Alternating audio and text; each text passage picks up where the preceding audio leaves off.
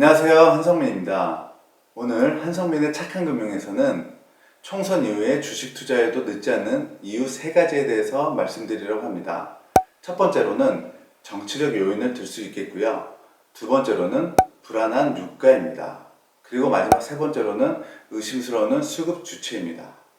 지금 주식 매매 타이밍을 고민하는 많은 투자자분들이 계신데요. 오늘 저희 방송을 끝까지 봐주신다면 투자 판단하시는데 큰 도움이 되시리라 확신합니다.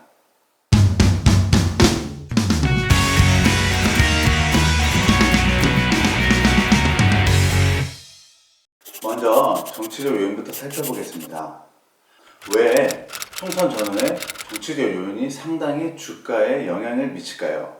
한번 생각해 볼게요. 총선 전에는 여당 야당 할 것 없이 유권자들의 표심에 상당히 집중을 합니다. 그럼 유권자들의 표심은 어떻게 얻을까요?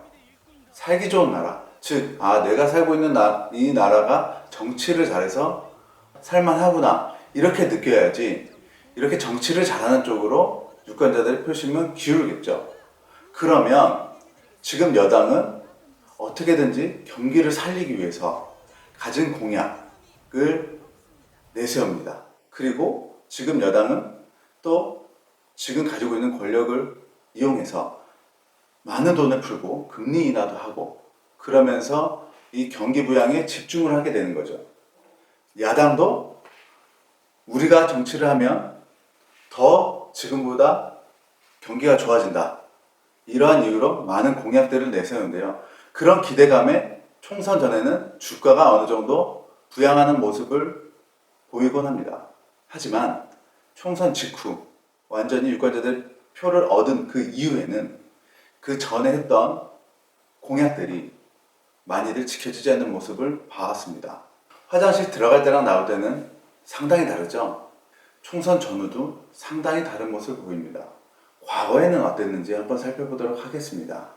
1980년 초에 이제 코스피 지수가 탄생을 했는데요. 그러면 1980년대부터 지금까지 총선 전후의 주가 흐름을 한번 보도록 하겠습니다. 지금 보시는 표에는 1981년도부터 2008년까지 총선일 전후의 주가 흐름입니다. 총 9차례 총선 중에 무려 6번 총선 직후의 주가 흐름은 상당히 부진한 모습을 보였습니다. 너무 먼 과거라고 생각될 수도 있는데, 그러면 2012년부터 지금까지의 총선, 2차례 총선이 있었죠. 역시 지금 코스피 차트에서 볼 수 있듯이 2012년 4월 기점으로 인해서 주가 흐름은 강세에서 약세로 전환되고 있고요. 2016년 총선에도 상당히 부진한 흐름을 보이고 있습니다. 그리고 소비자 심리와 수출 증가율은 어떻게 흐름을 보였는지 한번 살펴보도록 하겠습니다. 크게 보면 좀 하락 추세로 이어진다고 볼 수 있겠죠. 2017년에서 2018년도로 이 큰 상승 사이클이 한 번 있는데요. 이때는 반도체 업종이 화랑이었습니다. 국내 수출 증가율의 가장 큰 비중을 차지하는 게 바로 반도체인데요.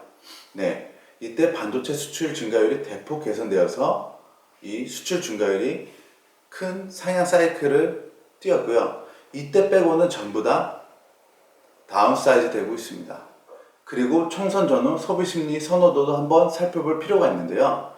지난 2014년부터 2016년까지 총 4번의 총선이 있었습니다. 위에 그래프에서 보시는 것 같이 총선 후에 소비심리가 급격하게 좋아진 적은 단 한 번도 없었습니다. 제가 과거 데이터를 보여드린 이유는 단지 과거에도 그랬었으니까 이번에도 이럴 것이다, 단순 비교 차원이 아닙니다. 바로 이러한 총선 전의 주가 흐름에는 정치적 요인도 상당한 영향을 끼쳤을 거라 생각이 드는데요. 그런 첫 번째 이유로는 총선 전 증시 하락은 상당히 정치적 부담을 줄 수 있기 때문입니다. 생각해 보십시오. 지속적인 증시 하락으로 인해 많은 투자자들이 큰 손실을 보게 되면 그 원성은 고스란히 정부로 향할 것입니다. 국민들의 심리를 알고 있기 때문에 총선 전에는 어떻게 해서든지 경기가 침체되고 있다면 경기를 부양시킬 정책들을 펼 것이고요. 예를 들면 유동성을 푸는 거죠. 쉽게 말해서 시장에 돈을 푸는 겁니다. 네, 금리 인하 등 그런 정책적 요인을 써서 돈을 풀어서 경기를 부양시키는 거죠. 또 증시에서는 정부의 말을 잘 듣는 큰 메이저급 수급 주체가 있죠. 바로 국민연금입니다. 국민연금은 정부의 눈치를 볼 수밖에 없는데요. 왜냐? 국민연금의 수장은 거의 다 관료 출신이고 정부에서 임명하기 때문이죠. 네. 그러면 과연 지금 코로나 발발 이후에 주식시장의 국민연금의 수급에 대해서 한번 볼 필요가 있겠습니다. 지난 1월 23일 이후부터 현재까지 전체 시장의 수급을 보도록 할게요. 이 기간 동안 기간 합계는 약 4조 6천억 정도를 순매도하였는데요. 반면에 국민연금이 상당한 비중을 차지하고 있는 연기금의 수급은 놀랍게도 약 3조 7천억 정도의 순매수세를 보이고 있습니다. 과연 코로나 사태 이후 코스피는 1500선까지 붕괴되었었는데요. 그리고 나서 빠르게 1850선까지 빠른 회복세를 보이고 있죠. 과연 개인 투자자들의 순매수세로 인해서 시장이 이렇게 급격하게 상승을 할 수 있을까요? 동학개미운동 많이 들어보셨죠? 이 시장의 급반등은 순전히 개인들의 투자로 인해서 일어난 것이 아니라 이 국민연금이 중요한 시점에서 적절하게 시장의 수급, 즉 순매수에 가담을 했기 때문에 이러한 급반등이 나올 수 있다고 생각을 합니다. 이렇게 국민연금이 중심이 된 연기금은 오히려 수급의 현상은 외인 투자자들과 상당히 다른 국내 기관들과는 대조적인 모습을 보이고 있는데요. 지금까지 총선 전에 국민연금이 주식을 매수했다면 과연 총선 이후에도 이 매수세를 유지할까요? 아니면 코스피 1500선에서 1850선까지 올랐으니까 차익 실현을 할 수도 있지 않을까요? 총선 후에 국민연금도 수익을 내야 됩니다. 왜냐하면 매년 투자 성적표로 판단을 받기 때문이죠.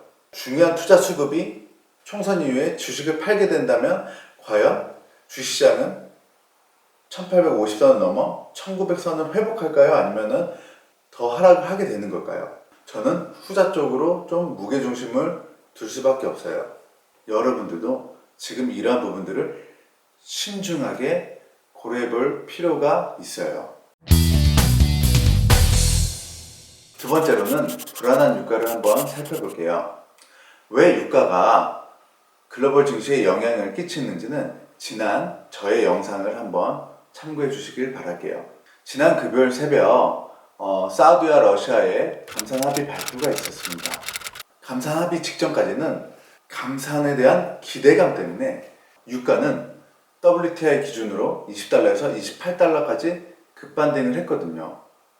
그런데 이 감산 합의 발표가 나자마자 오히려 유가는 WTI 기준으로 22달러까지 급락을 했어요.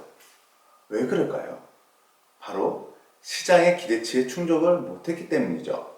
시장의 기대치는 하루 감산량을 1일 2천에서 3천만 배럴을 해야지 지금 급락하는 유가, 이 급락하는 유가의 가장 큰 원인은 경기 침체로 인한 수요의 하락인데, 그래서 2, 3천만 배럴을 하루에는 감산을 해야지 불안한 유가의 하락을 막을 수 있다라고 봤거든요. 그런데 멕시코가 반대한다, 그러한 이유 등으로 이번에 감산 합의는 하루 970만 배럴밖에 하지 못했던 거죠.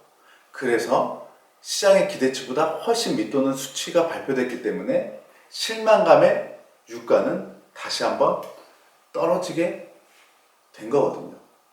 이렇게 유가가 불안한 상황 속에서 과연 글로벌 증시가 바닥권에서 안정세를 되찾으면서 상승 사이클로 추세 전환할 수 있을까요? 저는 이 지속적인 유가 하락 속에 불안한 사이클이 일단락돼야지, 즉 유가가 안정화돼야지 글로벌 증시 안정화에 긍정적 영향을 끼칠 거라 생각을 합니다. 마지막 세 번째로는 의심스러운 수급의 주체를 한번 살펴볼게요.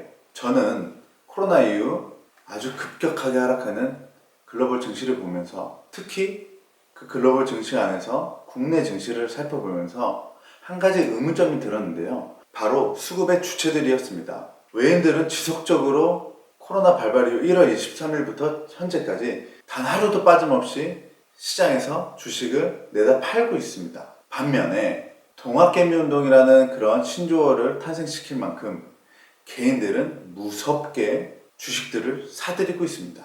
코로나 발발 직후인 지난 1월 23일부터 현재까지 외인 투자자들은 약 21조 원의 주식을 시장에 내다 팔았습니다.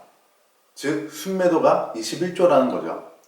반면에 개인 투자자들은 24조 원을 순매수하였습니다. 물론 제가 좀 전에 말씀드렸다시피 국내 기관에 큰 비중을 차지하는 연기금들도 순매수에 가담을 했죠. 그런데 이 수급의 힘만으로 시장이 코스피 기준 1500선에서 1850선까지 올랐다? 전 이 부분이 정말 이해가 안 가거든요. 왜냐? 과거 사례들을 보면 과거 시장의 경기 침체로 인한 글로벌 증시의 하락에서 단 한 번도 외국인의 순매수세가 없이는 시장의 하락에서 상승 추세로 안정화되는 경우는 단 한 번도 없었거든요. 그러면 이 증시에서 정보의 우위는 어떤 주체에 있을까요? 저는 이 부분을 한번 생각해 볼 필요가 있다고 생각하는데요. 이 정보, 주시장에서 정보가 가진 힘은 상당히 큰 영향력을 끼칩니다. 이 정보 싸움에서는 당연히 외인 투자자들이 항상 우세할 수밖에 없는 거죠. 왜냐? 글로벌 증시를 무대로 투자를 하는 외인 투자자들은 이 중요한 정보를 신속하고 정확하게 얻을 수밖에 없겠죠.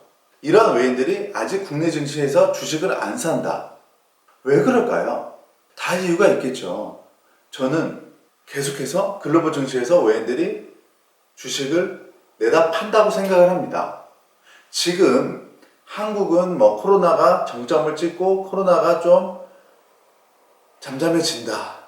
그러면서 소비 심리가 살아날 거다. 이런 뉘앙스로 언론들이 개인 투자자들의 그런 투자를 부추긴다고도 볼 수 있는데요. 네, 동학개미운동도 언론 플레이의 한 예고요. 그러면 이 개인 투자자들은 너도 나도 할 것 없이 지금 그 시장이 급락해서 기회라는데, 예전에도 그랬어. 예전에 항상 급락된 주식을 사두면 조금 지나서 많은 이득을 봤어. 이러한 과거의 경험 때문에 지금도 코로나 때문에 급락했으니까 이 위기는 기회일 거야 생각을 하고 너도 나도 할 것 없이 시장에서 주식을 사고 있습니다. 개인 투자자분들이 많이 산 종목이 삼성전자, 또 코로나 관련 제약바이오 기업들이라고 합니다. 그러면 이 정보의 비대칭성 싸움에서 과연 개인 투자자분들이 승기를 잡을 수 있을까요? 외인 투자자들은 분명히 국내 증시에 다시 컴백할 겁니다.